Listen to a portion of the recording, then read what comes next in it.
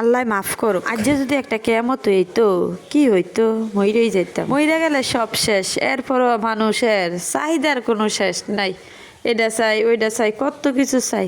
এই যে বাচ্চা আছে দেখে দেখেন আবার বিরিয়ানি খাইতে ঘুরছি, মানে বিরিয়ানি ফোলাফাইনের সবাই পছন্দ করে, তাই বিরিয়ানি রাঁধতে আইছি। রাঁধতেছি আর চিন্তা করতেছি আর মাথার ভিতরে খালি ঘুরতেছে কি হইলো, মানে কি কমো। আমি তো ভূমিকম্পে আমার একদম হাত পা কাঁপতেছিল, একদম শরীরের পশম সব দাঁড়াই গেছে। কার কার এই অবস্থা হয়েছে একটু কম দেখি। আর কেউ কি বিল্ডিং এর ভিতর থেকে বাইর হয়েছিলেন? হ্যাঁ, আমি তো বোন বিল্ডিং এর ভিতর থেকে বাইরে নাই, আমি ফুলাফাই নিয়ে বারান্দায় যেয়ে বইয়ে রয়েছি, দাঁড়াই রয়েছি। দাঁড়াই দিই সবাই শিরশির করে নিচে নামতে আছে, আমি তোর ফুলাফাই নিয়ে নামি নাই।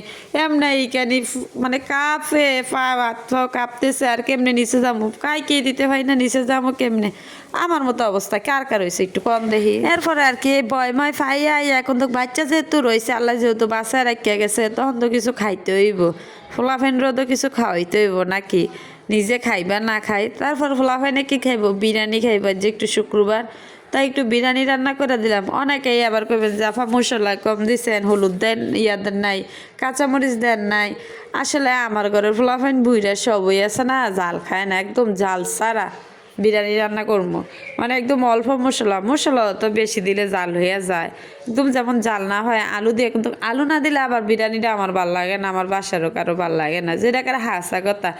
আমরা এসি ঘরে সব আলু পাগল, কিন্তু বিরিয়ানিটা আমি এমনি রান্না করলে করে সবাই পছন্দ করে। কার কার ঘরের মধ্যে বিরিয়ানি সবচেয়ে বেশি পছন্দ করে? ইদানিং দেখি আমার বাসায় সব পোলাপাইন বুইরা সবাই বিরিয়ানিটা বেশি পছন্দ করতেছে, তাই আমিও সহজতর হিসাবে বিরিয়ানিটাই রান্ধি, কি আর করব। বিরিয়ানির মধ্যে এখানে আমি সব কিছুই কম কম করে দিয়েছি, কিন্তু আলুটা একটু বেশি খাই, কারণ আঙ্গ আলু লাগে, গোস্তের মধ্যে আলু লাগে বেশি। আচ্ছা, কে কোন জায়গা থেকে আমার ভিডিওটা দেখতেছেন, এখনও কি এই পর্যন্ত কেউ আইছেন ভিডিওটা দেখে একটু কমেন্ট করেন তো। এখানে আমি গরম পানি দিয়ে দিতেছিলাম বিরিয়ানির মধ্যে, বিরিয়ানিটা খাইতে অনেক অনেক মজা হয়েছে।